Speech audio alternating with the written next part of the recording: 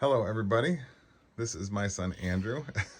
He is going to be 9 next month, and he is a musician and a philosopher. And we are here in the middle of the Manistee National Forest, in the middle of nowhere.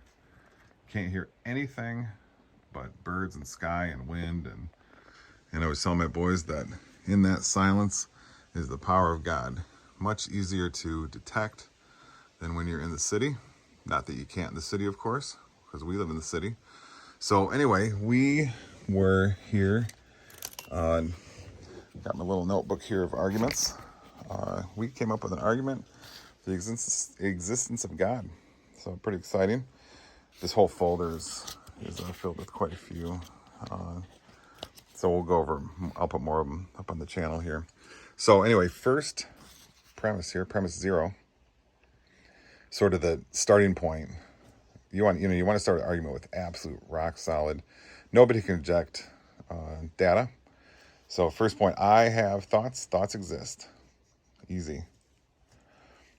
Point 1, thoughts just happen. We don't control them, originate them, create them, or understand them. Now there could be a moment where you hey, I want to make myself think of a polar bear, and you put a picture in your mind, like I just did right there. Now, but that's very, very rare. Typically through our day, thoughts are just streaming about, and we don't consciously do them. We don't sit there and say, I'm going to deliberately think thought A and have that thought right now. And so therefore I do.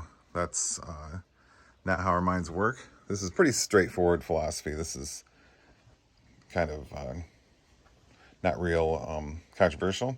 But that leads to point 2 here, which is conclusion 1. Something is putting thoughts into our minds. That's astounding right there. If it's really the case we're not doing them, something else is. Now I know this is, there's all the philosophers of mind and so forth that are saying that we're doing thoughts. But I don't think that the evidence supports that. And I want to see an argument that says all my thoughts I'm doing. I'm the cause of them. I originate them. I think a lot of people would say, oh, no, your thoughts are caused by the world, your processing of the world. Maybe that happens sometimes, but still, I'm not in control. And a lot of my thoughts don't seem to be originated by the world. Last night I had this dream that my dog ran away, and it had a whole bunch of terrible content that was, it was just a horrible dream. And our dog's name is Luna. And anyway, I didn't seem to have a lot of that content ever enter my life. Some of the different feelings and landscapes and so forth. So anyway, I think we're safe to move on here. Leads to point 3. We're going to get to a second conclusion. You can see here, God exists, the end here. Point 3, thoughts are spiritual, not detectable by science, without physical properties. Now that's where some of the fans of science are going to be uncomfortable. Now, when I say science, I'm kind of referring to the modern day science, which is mostly theory. It's not like we're in the age of Descartes and Francis Bacon and Isaac Newton and so forth, where these guys were bent on empirical data defining science.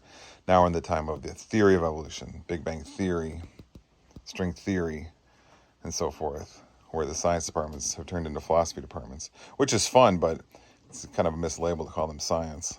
So, but that from point 2, conclusion 1 that is, and point 3, we get this premise number 4.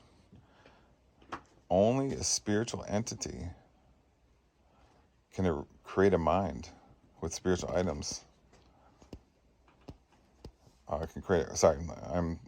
a spiritual entity that can create a mind with spiritual items can create our thoughts. Now, if you look through where we've gotten so far, points 0 through 3, it does point right to 4.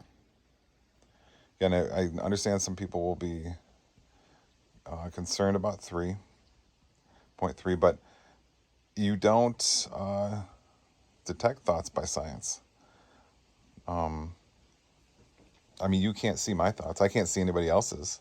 If there's telepathy, I think that only exists on low levels. some of those Ganzfeld experiments and so forth, if they're detecting telepathy, are really, really low level and not like the vividness of our thoughts. Something else is doing that. So, I mean, yeah, anyway. So that leads to point 4, though. Something else. A spiritual entity that can create a mind with spiritual items can create our thoughts. That right there, I mean, is pointing right to the existence of gods. But let's go to point 5 first. Thought and mind are our reality. This is something that's sort of been neglected by, sorry, I'm trying to hold this as still as possible. This is the first line of Immanuel Kant's Critique of Pure Reason, where he talks about that we're trapped in experience. That's the case for our existence now. That could be different, and maybe the afterlife, some supernatural existence or something. But at the moment, in our reality, as conscious human beings in this reality, which I think of as a simulation, but whatever model you have, quantum universe, if you're a realist and you think things are just as they see outside of you, whatever, it doesn't really matter. You're trapped in your thoughts, and you can't ever step outside of that to look upon yourself, your consciousness. You're trapped in it. So, that leads to 6, though. A spiritual being is creating our reality. And therefore, God exists. That's just miraculous right there.